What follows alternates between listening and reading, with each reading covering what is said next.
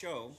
My name is Joseph Earl McPeek, Esquire the Third, and I am a physicist, a theoretical physicist, a cosmologist, a scientist, and a philosopher, and everything else. I want to say thank you, Jesus, for providing such a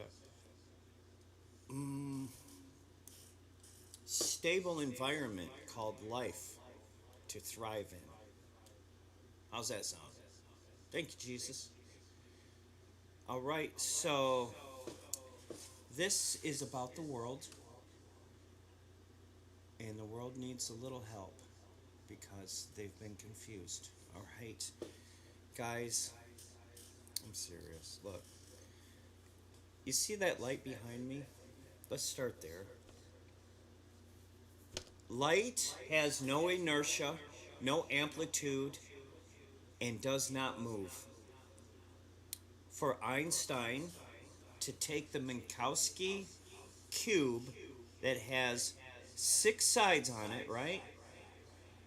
Four edges and four vertices, and add his clunky old time onto it,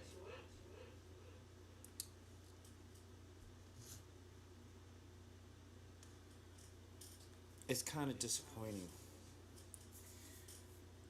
So I know what I'm talking about. I know history. I know what Einstein did, and I know what he messed up.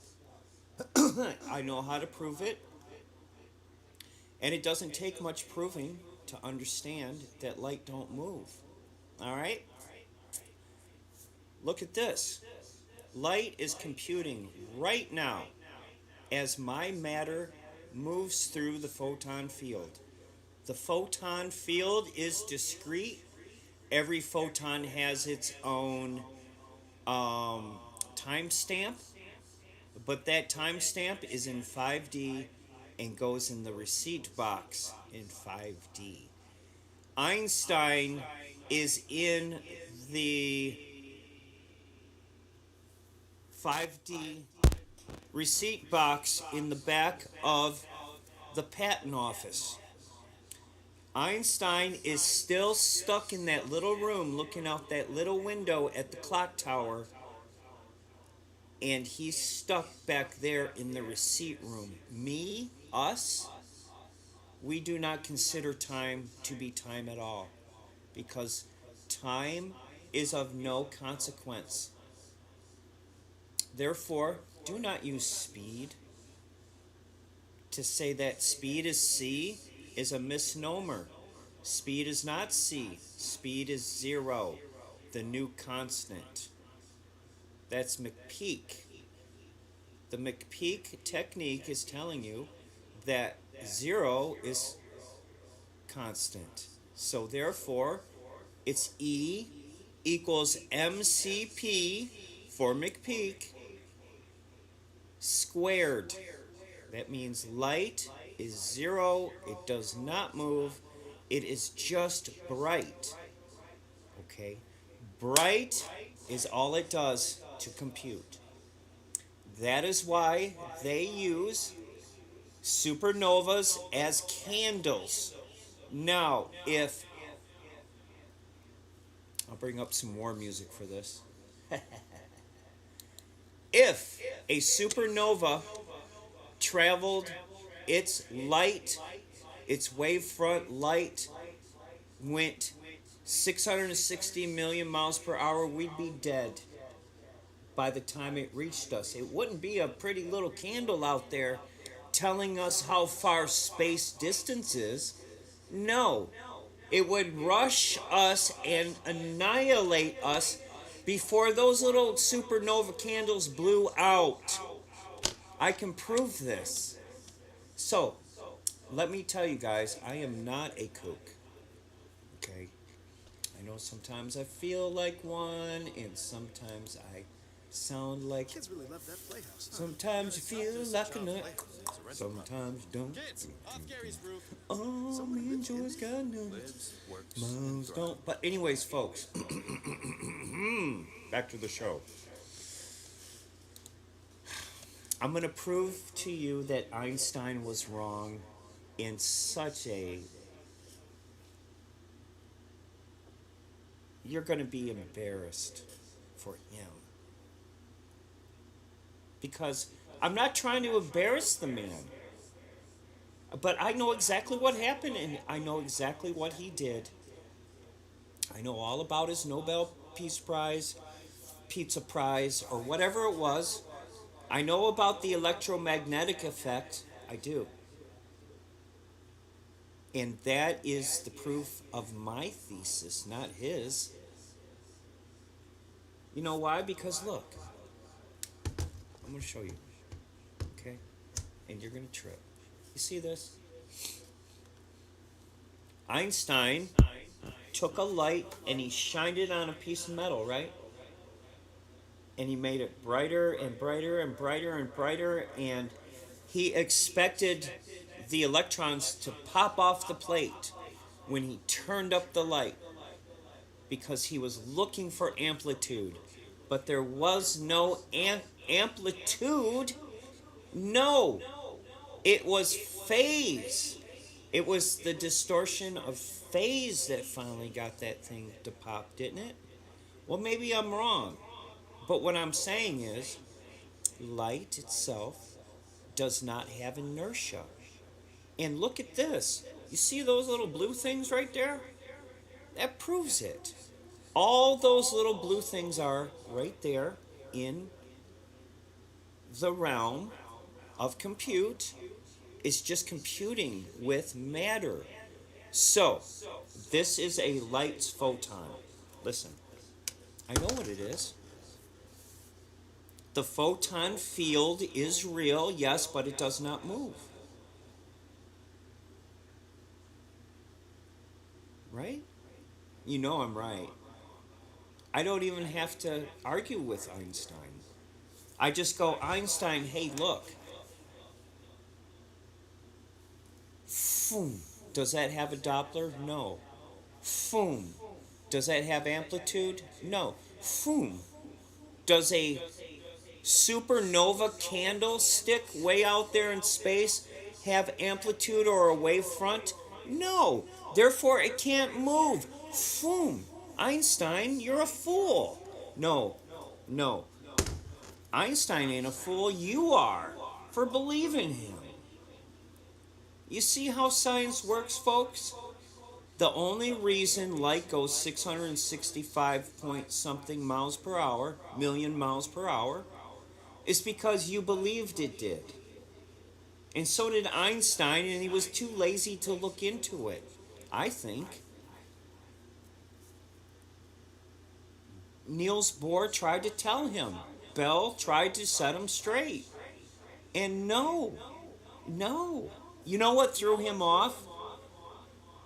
The Schwarzschild radius made it look like light was climbing out of a black hole.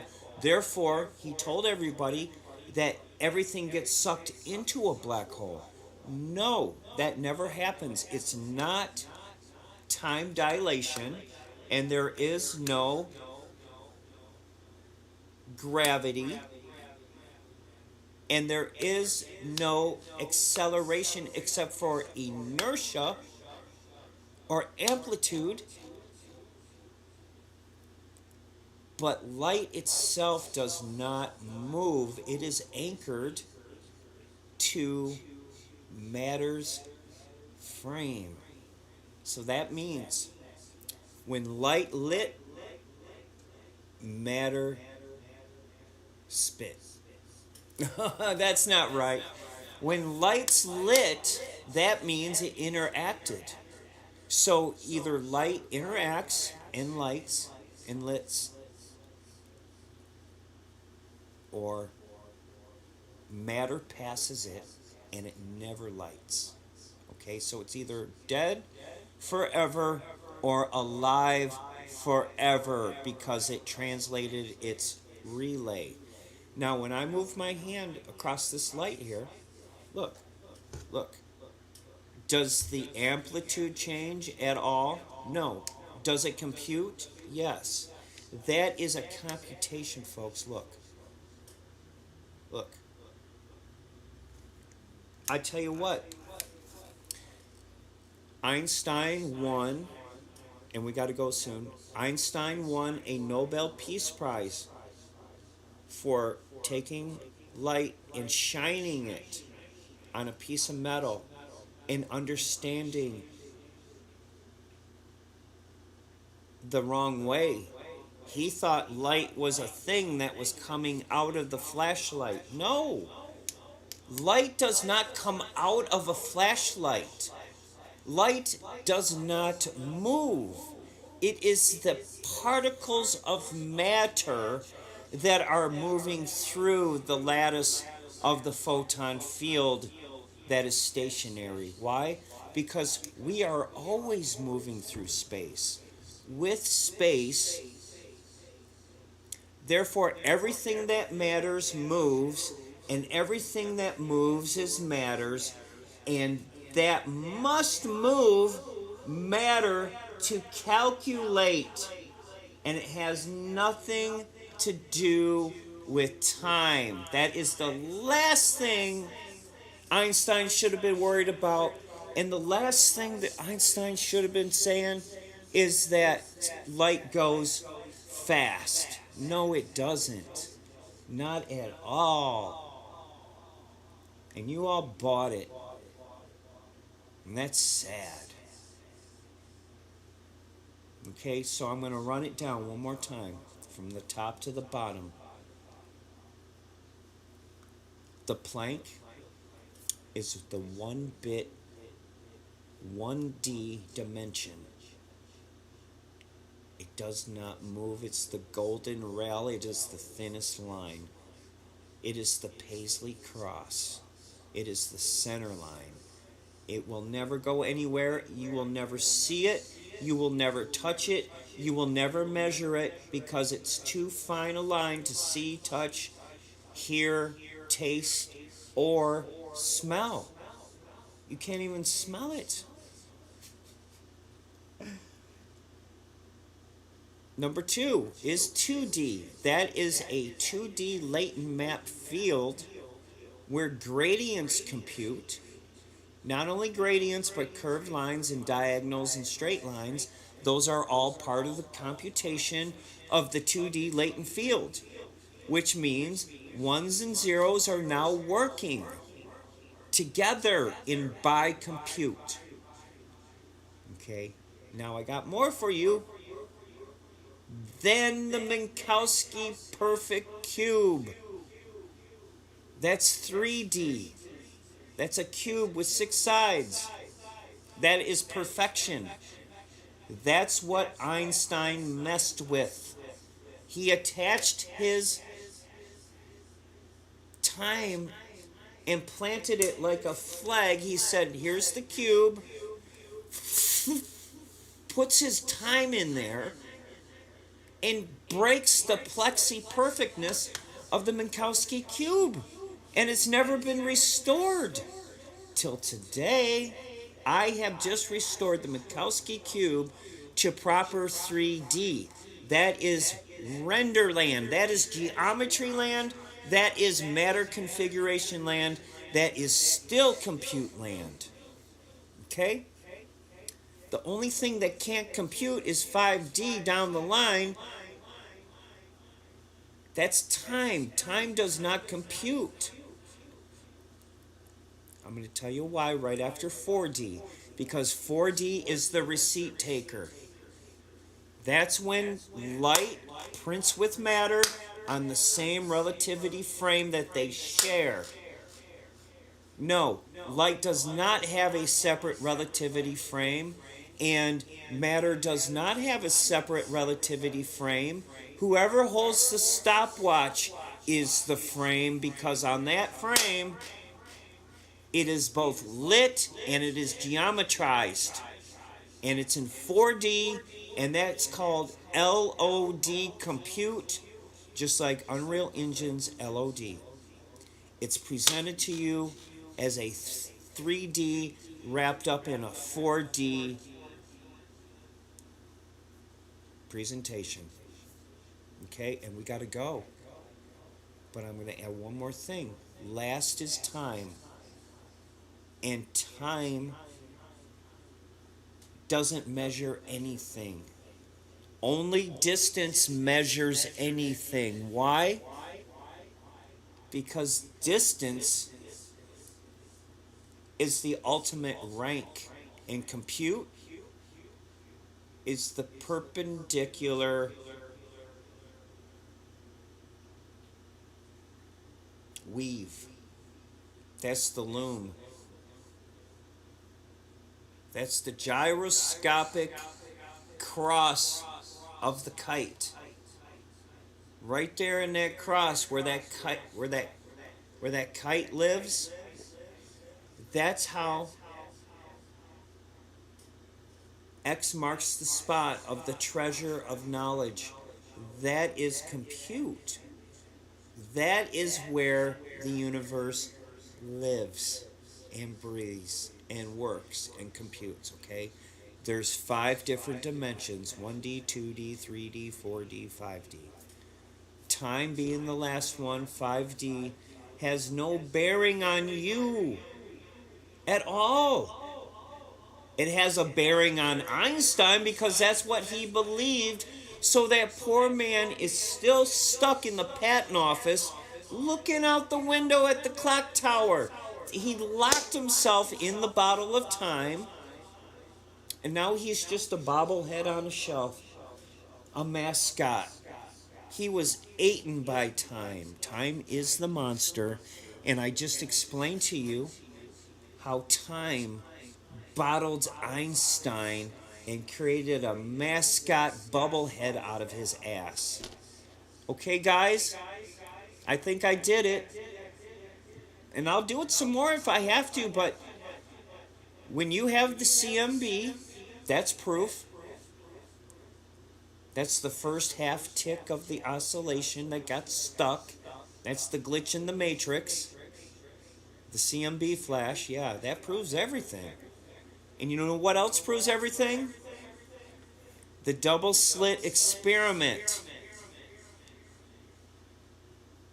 Because we moved it, we put it on a truck, and we moved it.